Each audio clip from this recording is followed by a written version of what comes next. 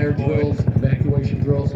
We train them to be World War II tankers so that they can give you the most accurate and honest show of what American tankers operated and put up with and learned to do when they fought the enemy during World War II.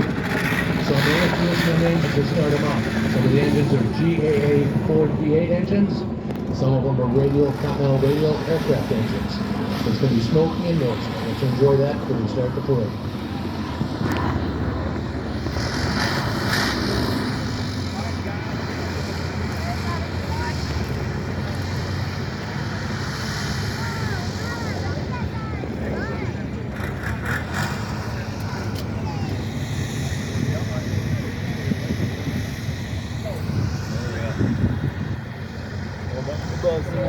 Setting up in the foreground are going to be some German, U.S., and Commonwealth forces. They're going to give you a weapons demonstration after the tank parade.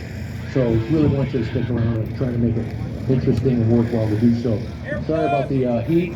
We've also got Military Vehicle Preservation Association members circulating the crowd, giving earplugs, because the show will be rather loud. Also remember, folks, when you see a donation box rolling around, consider contributing to it, because these folks put a lot of their time and money into putting on the shows. They carry insurance and other things, the rent of the venue, things to make it enjoyable for you on a Sunday afternoon, at no cost, of course. Thank you.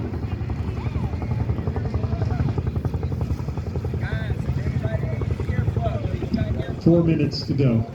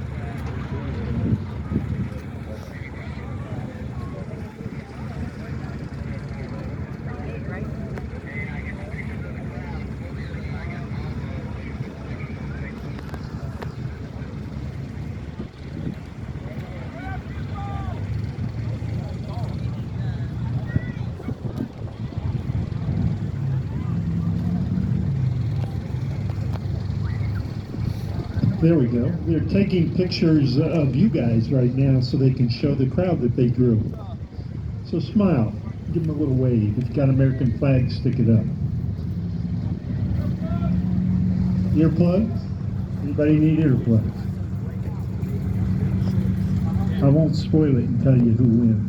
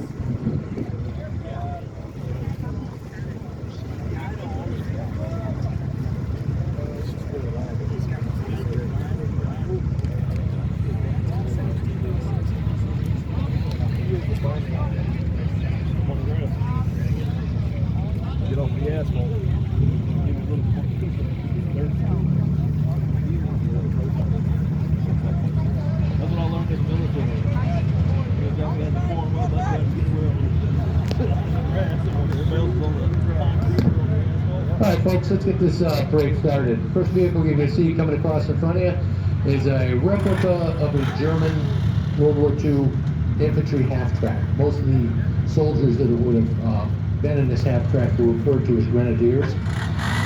This was a post-war replica built by the Czech Army, and they took the best combinations of this class half-track and condensed it into one. As you can see, it's a single smoke break. We're moving it out, get into position. Holds about 10 to 12 guys, as well as a MG42.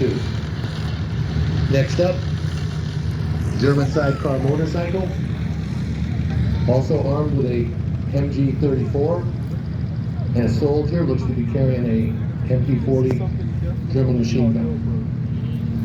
Hopefully I'm getting it. One time I did this, my GoPro didn't work. Yeah, I got my other two batteries in the pocket. Yes, sir.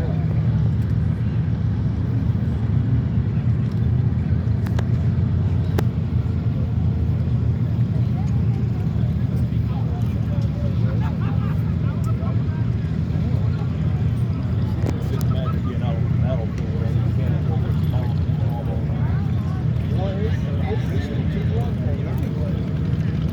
There it goes, very common motorcycle sidecar used by the Germans throughout the war. Mostly for reconnaissance and scouting duty, as well as other duties. We're about to see one of the most rarest military vehicles in existence, a Kettenkrad half motorcycle, half track, used by the Germans throughout the war. It's very rare to see one of these in running condition. Behind it is an extremely common vehicle the Germans used, their version American Jeep, the Kubelwagen. Let's give these guys a hand, folks. They put a lot of effort into their vehicles. Some of them are about the cost of a regular sized home. Next up, something from our Commonwealth forces, the Canadians. Let's give it a little bit of applause to Byrne and his troopers in their British armored car. As we all know, the British and Americans worked hand in hand in World War II, as well as many of other allies. The Canadians, several other countries, South American forces, and Australians, with great relationships. American M20 armored car came out in 1943. Has a very advanced look, armed with a 50 caliber machine gun, a bazooka, several small arms, crew of 4, very reliable. Behind it, early war, pre-war, M3 scout car, painted in exactly the same colors as all of the American vehicles used in the invasion of Sicily would have been painted in. Armed with a 30 caliber machine gun, several smaller rifles. Here comes our lead tank, go. Give us some applause, folks. Rabbi Rob Thomas on the return. F401 Castle Sherman, 75 millimeter gun, 50 caliber machine gun, 2 30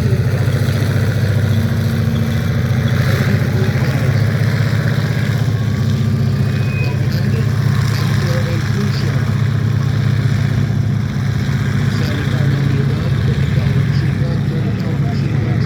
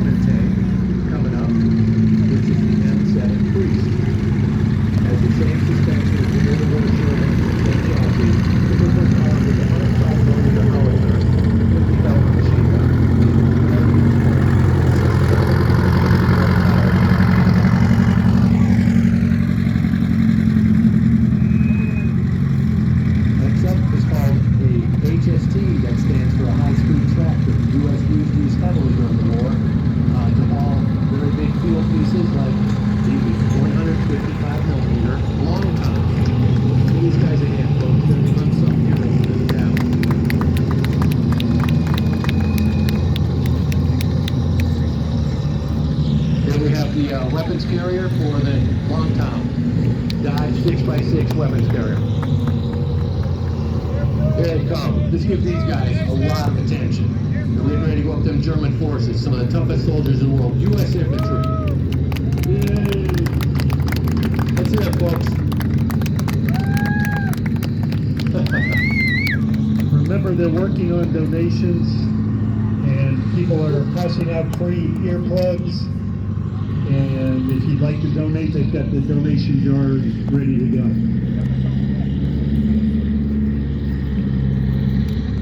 Folks, stick around. Those tanks are going to get placed out in the woods. Get ready for the show. I apologize for the intense sunlight and heat. We're going to be doing a weapons demonstration, though, if that's okay with you. And we've got a great variety of weapons to show you.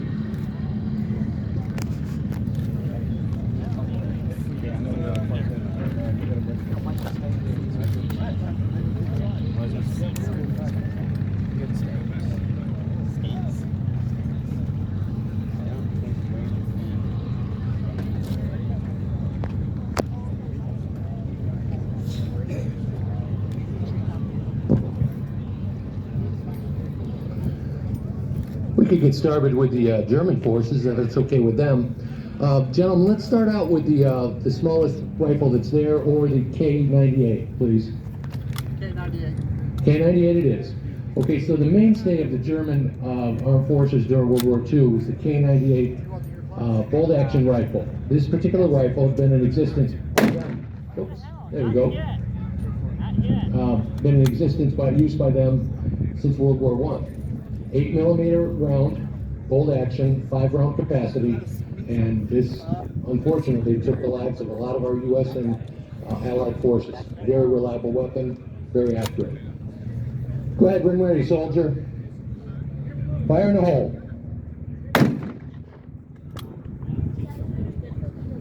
Okay, very good. He's saving his ammunition for the battle. Next up is going to be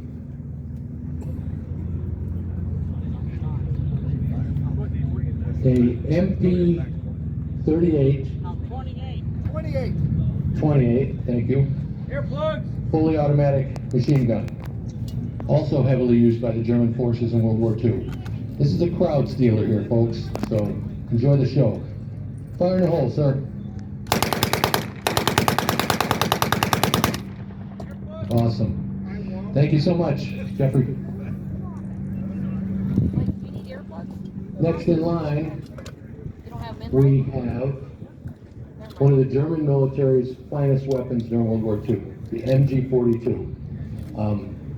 It had a bunch of nicknames, Hitler's buzzsaw, all kinds of things.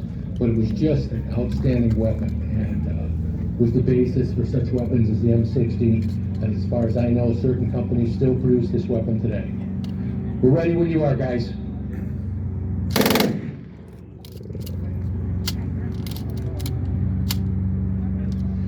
These weapons don't like blanks. They were designed to fire bullets, not blanks, so sometimes it requires some adjustments.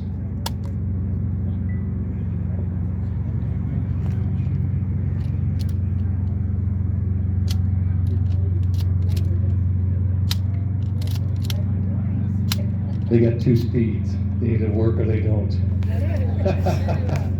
We'll get this thing ready for the show, guys. Let's try one more time.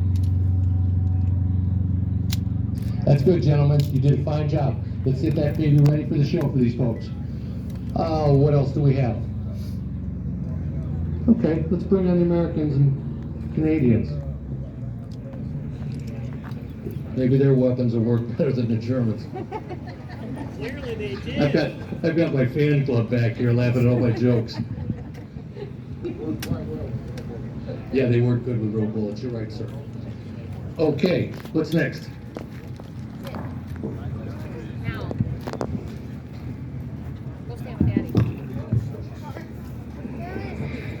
Okay, we're going to show you an early war World War II rifle.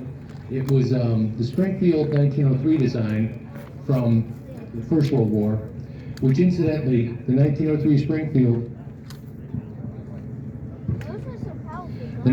Springfield was a direct design of the K98 bolt action that the German young reenactor was firing. The United States actually had to pay royalties to the Germans for that rifle. So later, as World War II approaches, the Remington company took over manufacture of the rifle. Springfield went towards the M1 Garand. This is what this young man's going to be demonstrating to you in a moment, is how this rifle works. It's bolt action. It was used throughout World War II at a 5-shot, 30-06 round capacity. Known for its accuracy. The Marines used it with a lot of good results in the early Pacific campaigns like Guadalcanal. Go ahead, soldier, fire when you're ready, please.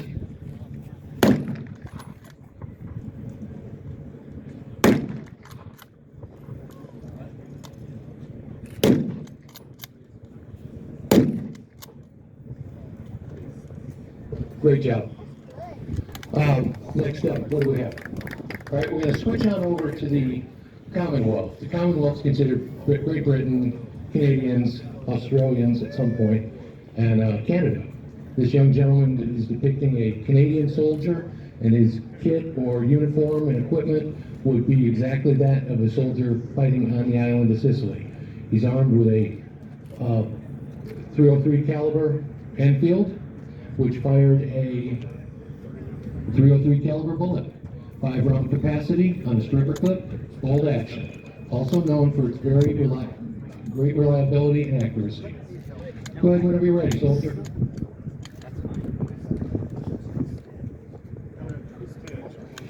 Always remember, folks, these weapons were never designed to fire blanks, but we've got to tinker with them a little bit.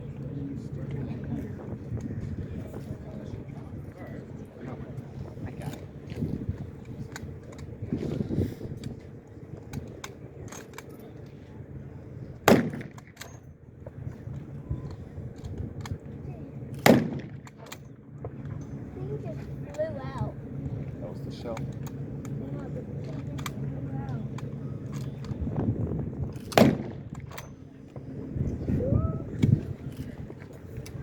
Very good, very good. Thank you very much, Blake. Next up, everybody's favorite, the M1 Garand rifle. 8-shot capacity, semi-automatic. That means that every time you pull the trigger, it's going to fire. Used throughout the war, and ultimately was considered by General Patton one of the greatest implements of the war. 30-06 caliber, same as the Remington bolt action. We'll let the soldier show it to the crowd. We have a pretty big crowd built here. Give us a moment, and then he's going to demonstrate its use. I think we're going to demonstrate more than one Garand to you folks. We have several. That would have been the soldier's primary weapon. A squad of 10 would have had about 8 M1 Garands, a Browning automatic rifle, and a Thompson submachine gun. Go ahead when you're ready there, soldier. Fire in the hole.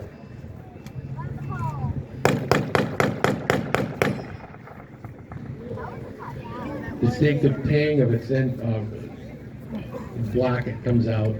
Very fast firing end block. Thank you, sir. Not a fully automatic, again, semi-automatic. Fires as fast as the soldier can pull his trigger. Okay, next up, we've got another M1 Garand. 8-shot capacity. Wait a minute. And he's going to be using it as a grenade launcher. So the Garand was a versatile weapon. 30-06, a very heavy round. It could go through certain layers of concrete, tree trunks even. But it also had a device that allowed it to shoot grenades over the top of buildings or through building windows when the soldiers were assaulting positions. This young gentleman is going to demonstrate the use of that. Ready when you are, fire in the hole.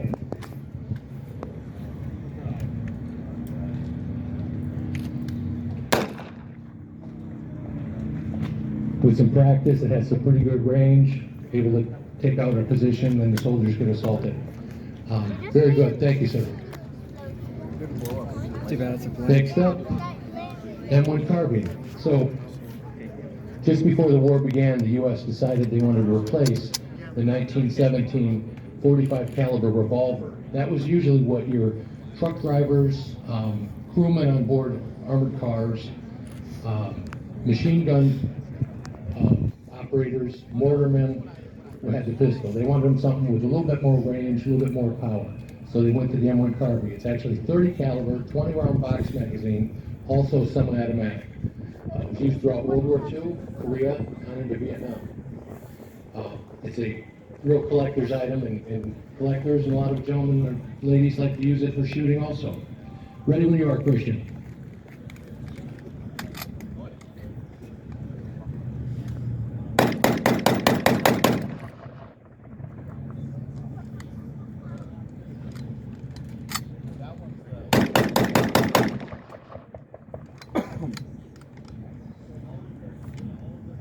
Very nice, thank you, sir. I'm going to show you a semi-automatic Thompson M1A1. Now, during the battle, you'll be seeing full auto Thompsons on board the tanks being used, so keep a sharp eye for that. This is a semi-auto, so it fires every time he pulls the trigger, and very common weapon used by squad leaders and others in the units. After he gets that shown in the crowd, he's going to demonstrate it. Early Thompsons operated from a 50-round drum magazine. During World War II, they developed a 20-round stick magazine and a 30-round. This is a 20-round. Fire in the hole. Ready when you are, Daniel.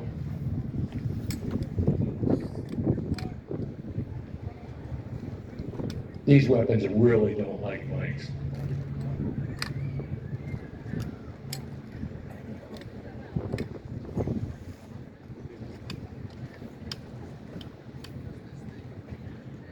Great yesterday. It's the blank.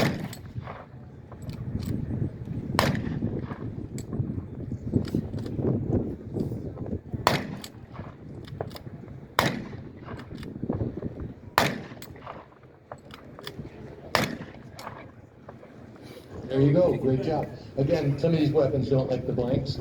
They require constant tuning.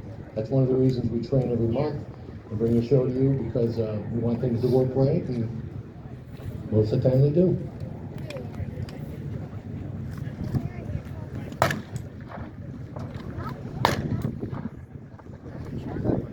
Very good, sir. Thank you.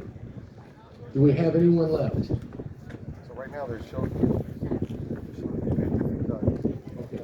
Gentlemen, thank you so much. Get ready for your show. Cheers to the call. Thank you, folks. Thank you. Thank you very much. Stand tight. Got a little bit more to talk to you about, and the show is going to begin.